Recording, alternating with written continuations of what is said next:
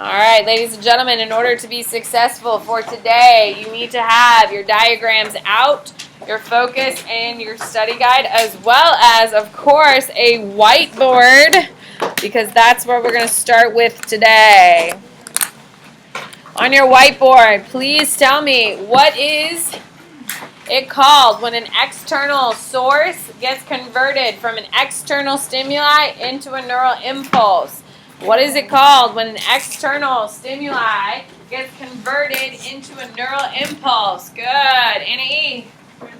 Transduction. On your whiteboard, please tell me. Transduction occurs in the eye on what sensory organ? I got 1, 2, 3, 4, 5, 6. Come on, come on, come on. Where is it happening, Kate? The retina. And transduction occurs in the ear inside what organ? Inside what organ? Corinne? Cochlea. Inside the cochlea, it is lined with what? This liner has cilia. This is where actual transduction occurs. What is it, Luke? Vascular membrane. Basilar membrane is where specifically inside the cochlea it occurs. On your whiteboard, please tell me, what are the 3 smallest bones in your body called? And it converts sound from airwaves into a physical movement. What is it? Annie? Oscilles. On your whiteboard, please tell me, what are the 3 parts of the ear? What are the 3 parts of the ear? You have this, then you have this, then you have this. What are the 3 major parts? I got 1, 2, 3. Good. Hayden. Inner, middle, outer. Inner, middle, outer. On your whiteboard, what am I touching? Good. Nina. Pinna. I thought we were doing our outer, middle, inner. Pinna. On your whiteboard, please tell me. Your anvil, hammer, stirrup attached to what on the outside of the cochlea? Hammer, anvil, stirrup attached to what on the outside of the cochlea? I got 1, 2, no, other side. Good. What is it, Margot? Oval window. The cochlea is filled with what? Which moves every time the oval window is pushed in and out. What is it, Camden? Mucus. On your whiteboard, please tell me, what part of your ear is controlling your balance and your organization in space? I can't stay today after school. Can you do it tomorrow morning? Okay, I can't stay after school. I gotta get Toby to the doctor because he's sick again. Good. What is it, Jalissa? Semicircular canal. On your whiteboard, please tell me, what is the clear covering over your eye called? It's where you put your contact lenses on. Emily? Cornea. On your whiteboard, please tell me, what is the muscle that in my eye is colored blue? Good. What is it called, Nina? Iris. On your whiteboard, what is the hole in the middle of your iris which allows dilation or constriction? Good. What is it, Madison? The pupil. The pupil. On your whiteboard, please tell me, what is the name of the jelly inside of your eye that gives it its structure? And if we took your eyeball out and squished it, it would jump out. It would jump out, though. It's pretty cool. What is it, Sydney? Virtuous humor. Yeah. On your whiteboard, please tell me, what is going to flip the image upside down to make it easier to process? It has 2 little muscles that shimmy back and forth to sharpen the image to make it as clear as possible. Kaylee. Lens. On your whiteboard, please tell me, what are my 3 layers of cells on my retina? Incorrect order. What are my 3 layers of cells on my retina? Incorrect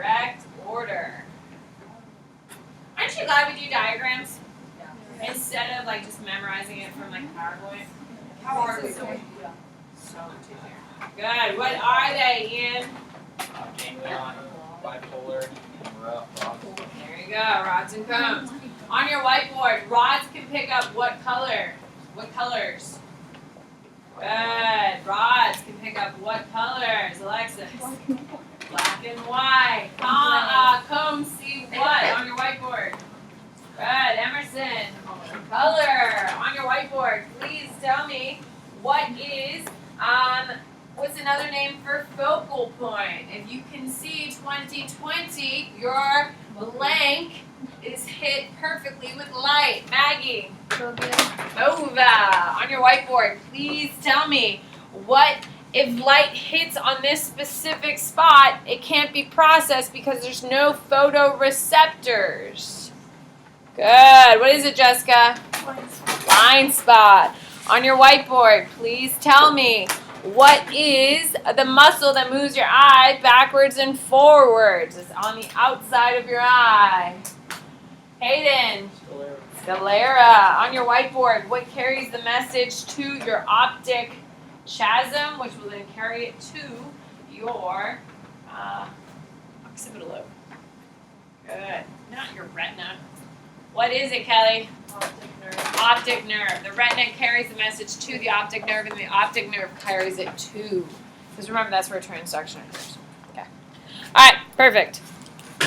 Okay, ladies and gentlemen, I don't think this week's test is as hard as last week's test. I don't, because let's be honest, there's a lot less parts. Can we agree? However, it's still an anatomy one. So if you struggled with last week's test because of all the anatomy, then you should really take initiative this week. Hopefully you did this weekend. Obviously you all finished your outlines over the weekend because that's smart to do. And we don't like drama, as all of you have big smiles on. Why? Why? Why do you do this to yourself? Is yours done or you? I started it. So you got like 2 sentences in and No, you're I like, did yeah. half of it. Oh, I'm so I did, like, proud. 7 minutes. How many of you have finished? Did you really, Connor? I'm so proud. I'm so proud. No, he didn't. Why? Don't lie to me. Well, I just, you don't have to make your life hard. You could plan. No? I mean, I set it up so you have the same assignment, so if you just make it a thing every Sunday, you just sit down and do it, your life would be better. Yeah. I love stress. No one loves stress. All right, here we go. I'm going to start on your study guide. Did we start at all? Yeah. We just got to Okay, perfect. So we'll finish sensation and we'll move forward. So sensation is the activation of receptors in various sense organs. You have 5 of them, of course. You have sensory receptors, which are specialized forms of neurons that pick it up. So next to your sensation, you should write eyes, ears, nose, skin, and taste buds. Those are your 5 senses that you should need to know. We're going to study all of them this week. Some of them more in depthly than others. Like taste buds, I'm going to say they're olfaction and they taste things. Ta-da! Done. So sensory receptors, specialized forms of neurons, they're just the ones picking up information. Alright, here we go. So, sensory thresholds. Okay, this is where things get a little bit tricky. So, just noticeable differences. Do you have that on your sheet? Okay. No, that's fine. Let me get there. So just noticeable differences. Please listen. This is where things get a little bit tough for this week. Just noticeable differences is the smallest difference between 2 stimuli that's detectable. Okay? Ladies and gentlemen, we have all had someone walk in the room who put on way too much cologne and the whole room starts choking. Have you ever been in a room like that? Yes. Or like you're on an elevator. So I live in a condo. I live in a high rise, so I'm on elevators all the time. And there's this one dude. We're on the same schedule. He reeks. Now, it's probably expensive cologne, so I guess #blessed, I get to smell it. But it is disgusting. Like, I walk out and I smell like him in the morning from an elevator. Okay? just noticeable differences is sometimes people wear cologne and perfume and you can't really smell it. Can we agree? And then some people walk in the room and you get smacked in the face with it. Okay? That is there's a degree in the middle that when things can be understood and picked up and processed, and sometimes it can't be. That's what we're studying. Okay? So, absolute threshold, which is on your study guide, make sure you were writing it in the absolute component. Absolute threshold is the smallest amount of energy needed for a person to consciously detect a stimulus 50% of the time. Okay? Now, in your application box, do not get ahead of me. I'm going to tell you exactly what you're going to write in your application box. I'm going to try to make it as easy as possible. In your application box, you're going to write a world record, or the best it's ever been done. That's what an absolute threshold is. It is a world record, or the best it's ever been done. So for instance, an absolute threshold for sight, someone saw a candle burning 30 miles away on a clear night. Ladies and gentlemen, I do not have that capability. However, a human has done it, which makes it an absolute threshold. You see why it's like a world record? Yeah, it's up there. Seeing sight, a candle flame at 30 miles away. Can you imagine being that person? Oh my God. Someone heard a tick watch 20 feet away in a quiet room. So, does that mean all of us should be able to do this? No. Absolute threshold means one human has been able to do it. So that is the world record, and that's why it's important. For your absolute threshold, I will write world record, the best it's ever been done. That does not assume that we can do it all. Right. What about the 50%? 50% of that time, that one person can do it 50% of the time. So, like, they would turn the person around and say, "Where's the candle?" And the person on top of them, not in my head, it's mountain. Right? And then it's that way, and then 50% of the time they would get it right. It's pretty crazy. So it's the best that's ever been done. This does not mean you have these capabilities. Like, for instance, I have terrible sense of taste. Terrible. I put too much Splenda in my coffee, in my tea. I like it chunky. Like, I like to crunch on my sugar. Yeah, I love it. It's the only way I can taste it. Okay, subliminal stimulation. Here we go. Subliminal stimulation is stimuli that are below our level of conscious awareness. Okay, if I have time tomorrow, because we're a little bit further behind than I would like, I will show you a video from a classic, Saved by the Bell. There is an episode on Saved by the Bell. Well, Zach Morris takes... Anyone here ever seen Saved by the Bell? Oh my God, you people, your childhoods have been robbed. Zach Morris, who's like this super cool, everyone wants to date him, all the boys want to be him, super cool guy, takes the Beach Boys, which during the 90s were a big deal, okay? Don't judge, okay? During the 90s, he takes a Beach Boys track, which everyone was jamming to, and puts underneath it a subliminal message that says, Kelly Kapowski wants to date Zach Morris. So he layers Zach Morris saying, Kelly Kapowski wants to date Zach Morris. So every time Kelly Kapowski hears the Beach Boys song that he recorded for her, what is she also hearing? Kelly Kapowski wants to date Zach Morris. So he layers it, and of course Kelly Kapowski finds it. It's like the drama of the show. And so Kelly Kapowski figures it out, but then she plays it over the intercom, and then everyone wants to date Zach Morris as a real gotcha, and it's like a whole like sitcom set like strategy, and it's great. It's classic. If you haven't seen Saved by the Bell, you're really missing out on a quality episode. Okay? So subliminal messages are supposed to be messages that your brain picks up and hears that we're not consciously aware of.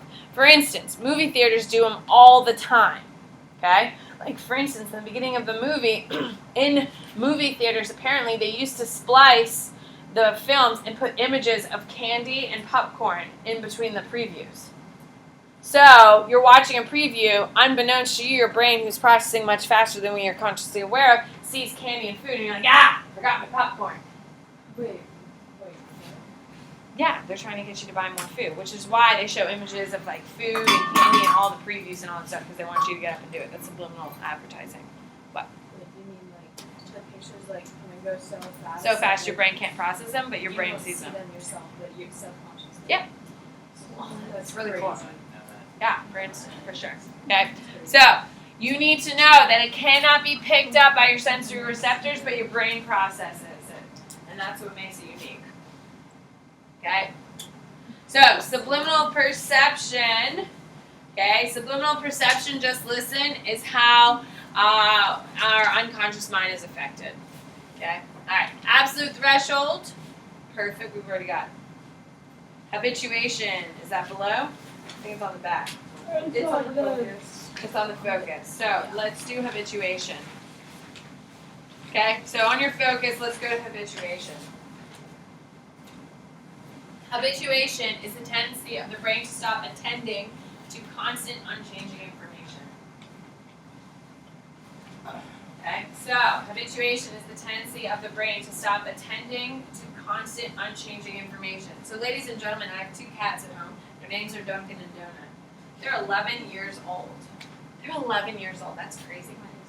That is crazy. They are old. And Donut is fat. Thank you so much for asking. And Duncan is the most annoying cat in the history of the world because she loves us too much. Cats aren't supposed to love you too much. They're supposed to want their distance. She's not. Anyway,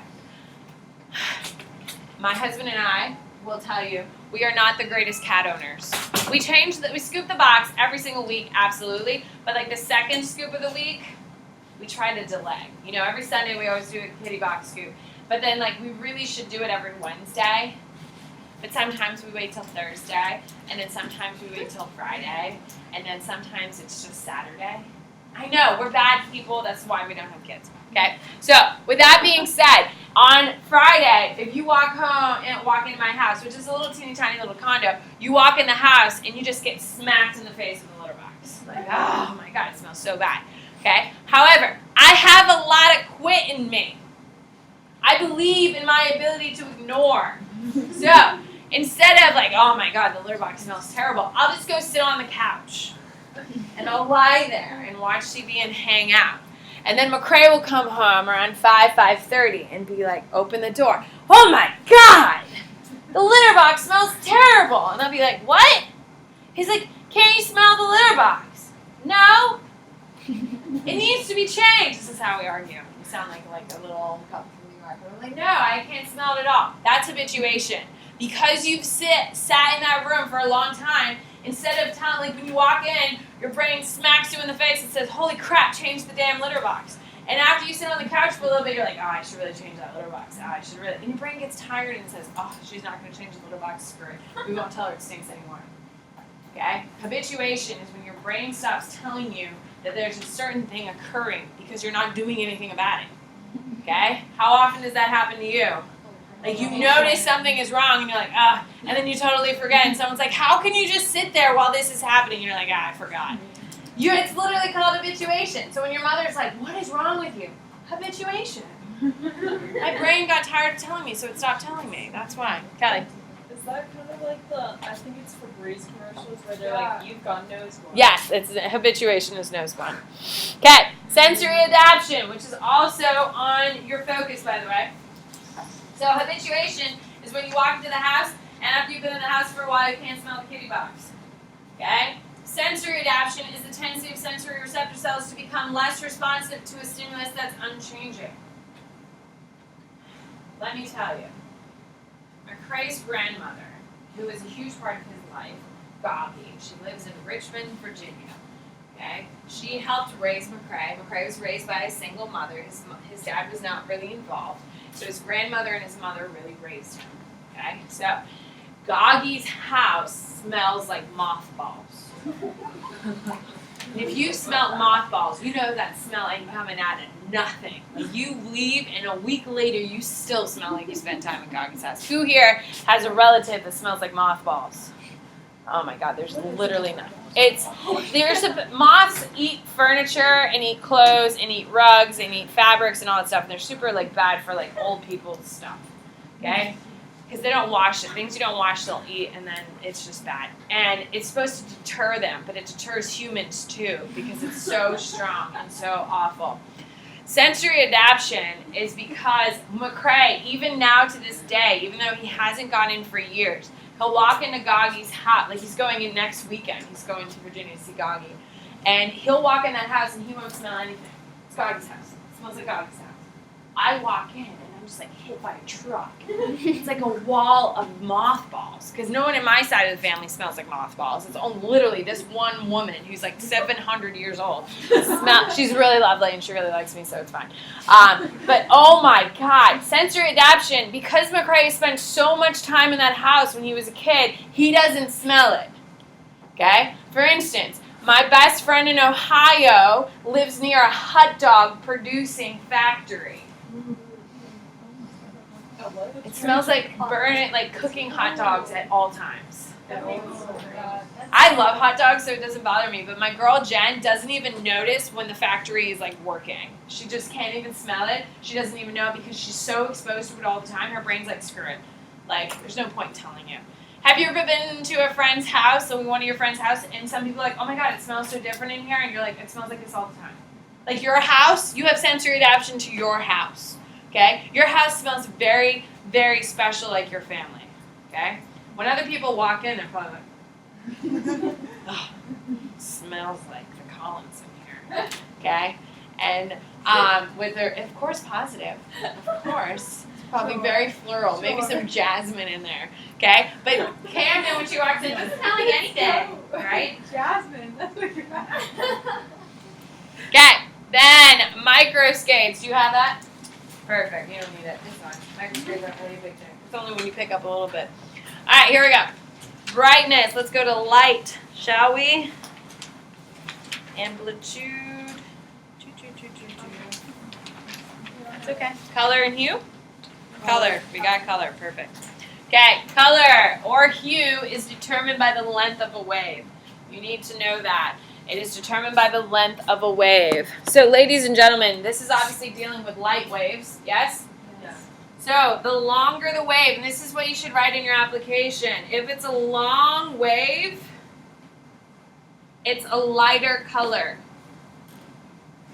Okay, what would be an example of a light color? Don't tell me white. Don't tell me white. Like a pale yellow. Pale yellow. What's another example of a lighter color?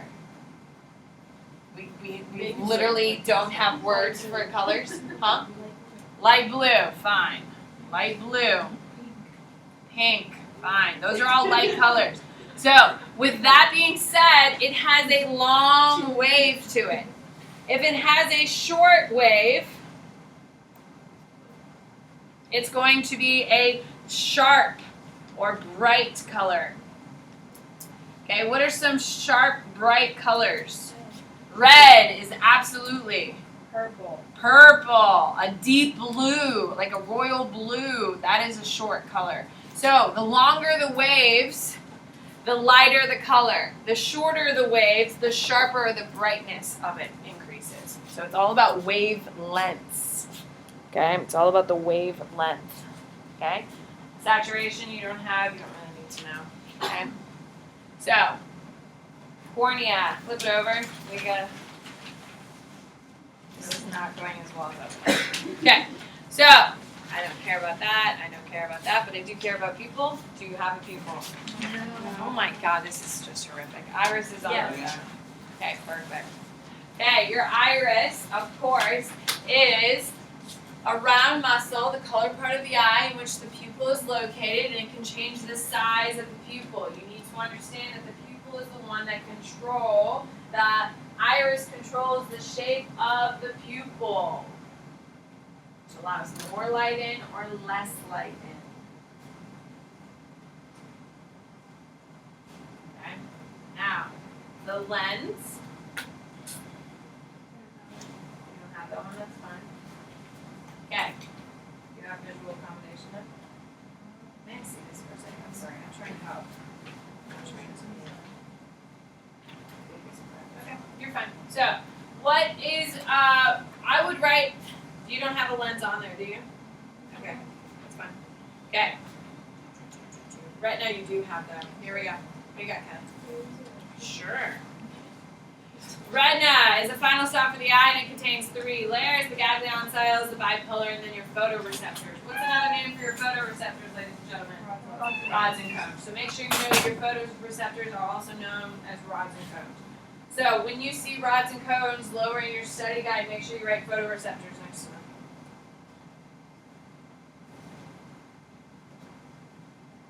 so you need to know that your retina is made up of ganglion, bipolar, and photoreceptors.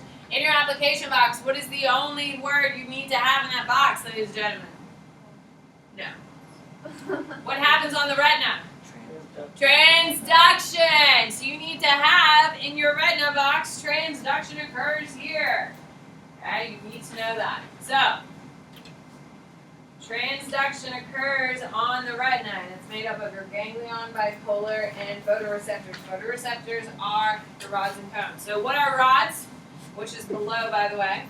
Rods are visual sensory receptors found in the back of the retina, responsible for non-color sensitivity to low levels of light. That's black and white. Okay, it's picking up your black and white ability. Okay, then you have your cones, which are found in the back of the retina. They're responsible for your color vision and sharpness. So you need to know that your rods and cones, you're going to write this down or maybe not.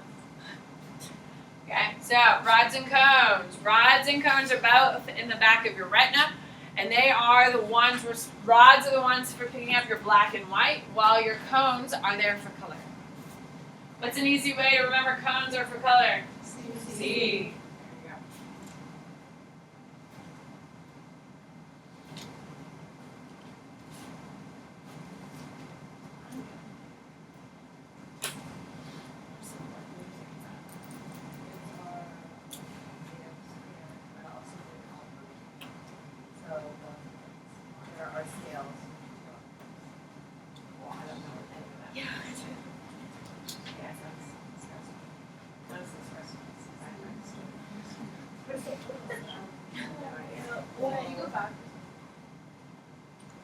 I'm not mad about it. I know you guys.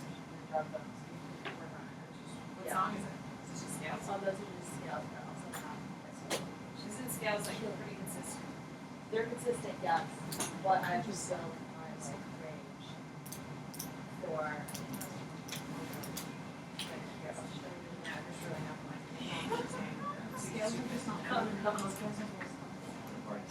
Isn't it like do, re, mi? That's her sin.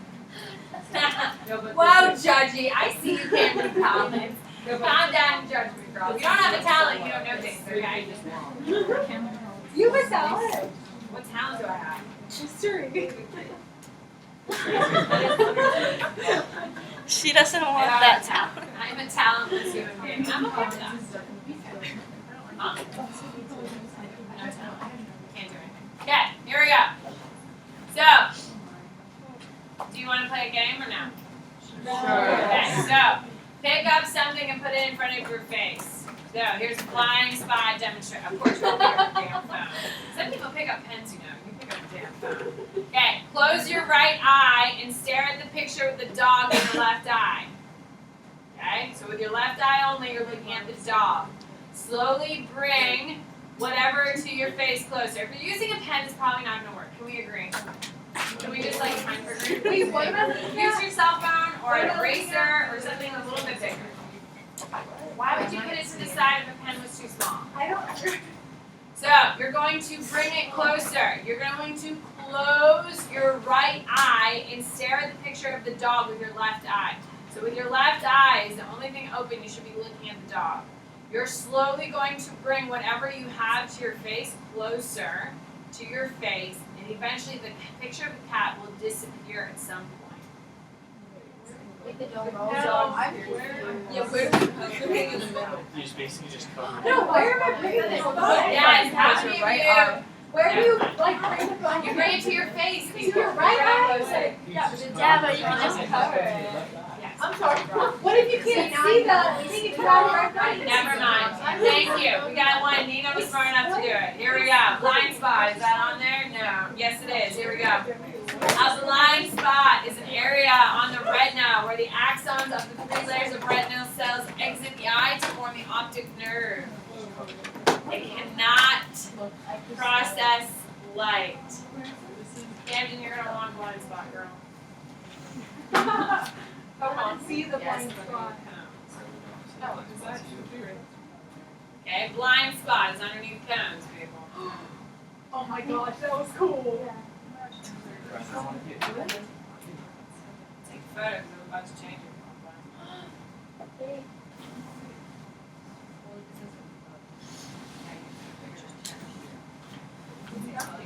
did. I said don't use something that's the size of a pen. You can do it with a phone. It works with a phone. Okay. So a blind spot means that the light is not hitting the retina. It's hitting your optic nerve, which cannot process. It's like if I took off your skull cap and I started shouting at your brain. Will your brain be able to process the sound of my voice? No, it's the same thing. Your light's hitting the optic nerve. It can't process there. Okay, so the structure of the eye we've already gone through pretty great. As you can see, we got ganglion, bipolar, and then we got rods and cones. And that's what your retina looks like. This is what it actually looks like on the back of your eye. So, my husband, because he's creepy, so I have to go to the optometrist twice a year. I have to get my eyes checked because my eyes are, I have terrible eyes. Like, I'm a recessive gene. Everything in my life is just hard for no reason. With that being said, my eyesight is going down at an incredibly fast rate, and I have high likeliness of getting glaucoma, which is essentially a tumor that grows on the back of my retina, which means I'll at some point be blind if I don't take care of it. So I go to the optometrist twice a year, and my husband loves being creepy. What do I mean by that? I have to get my eyes dilated every single time. Every single time. Every single time.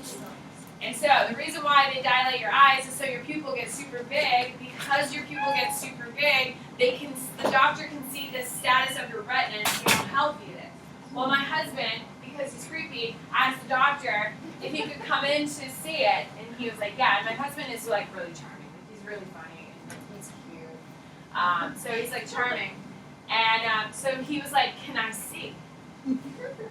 So the doctor let him get up and look at my retina. Now my husband is an accountant. Do you think he would do anything cool with this information? He's like, ew, it looks so gross in there. That's literally his esteemed comment. I, who would have loved to be able to see a retina, because I don't know if you know Connor, I teach retinas. I was like, I would love to see it. Well, the next time, McCrae had an eye appointment. He has to get it done every like 2 or 3 years to get his retina checked. He has to get dilation. And he said explicitly, my wife is not allowed in the room. He did me so dirty. Anyway, so I've never seen a retina, but this is what it looks like on the back of your eye. And this is what a healthy one looks like. Isn't that cool? Because you can kind of see like all the different layers of the cells and all that stuff, which is processing the light as it comes through. So if you're lucky enough and you go with someone who gets their eyes dilated, you should ask if you can see it, because the only way you can see it is if their eyes get dilated through an optometry. So you should try to see it, because sometimes they do, because I've been the victim of my husband's nosiness. How do you do that? Like how you dilate? There's a drop. Yeah. They put it in your eye, and then you sit there for like 15 minutes, and everything just sucks. Like, it's just awful. Is there any other way to explain it? It's just awful, and you just have to go home and cry in a shower and take a nap. It's the only thing that recovered. It's just super light sensitive, because they open your eyes super. You do get the glasses. Yeah, don't you wear? Well, see, you don't have sensitive eyes like I do, and because of my eyes are getting old so fast, it's my retina is so worn down, so any light that hits it is like, ah. Like right now I have a headache because I have a light sensitivity today. Why? I didn't sleep last night, so I'm being punished. What do you got? Last time I went to the eye doctor, which was like a few weeks ago, to update my prescription. He, like last time, I'm listening. The time before that I went, he didn't dilate my eyes. So You typically only do it every 2 or 3 years if you're like a non-glaucoma person. Yeah. But this time he was like looking at my eyes, seeing if I needed dilation, and my eyes were so dilated that like he didn't need it. Okay. Thank you, Kelly. Yeah. Thank you, Chef. Okay, moving forward. Nearsightedness, which is also on your study guide, right, Sophia? Okay. Nearsightedness is when you can see things, okay, really, you can see things clearly near. Let me start this again. Hello. Nearsighted means you can see things that are near, but you can't see things far, which is why it's called nearsighted. You can see things near, okay? Far is very hard to do. The reason is, there's a really cool image I have. I don't want that. Okay, so nearsighted. So look at this. This is really cool. I think this is super cool. So nearsighted means you can see near, but you can't see far. So if you have perfect 20/20 vision, who are you? Raise your hand. Okay, this is you. Okay, light goes in through your cornea, through your lens, and it hits your fova or your focal point. It's literally kisses it. It's super sharp, super clear. Your world is perfect. Everything in your life makes sense. Okay?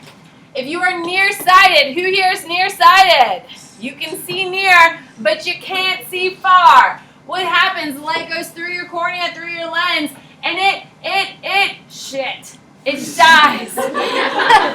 It doesn't make it to your fovea. It doesn't make it. You need to know that, to write that down in the application. Your eyeball is too long.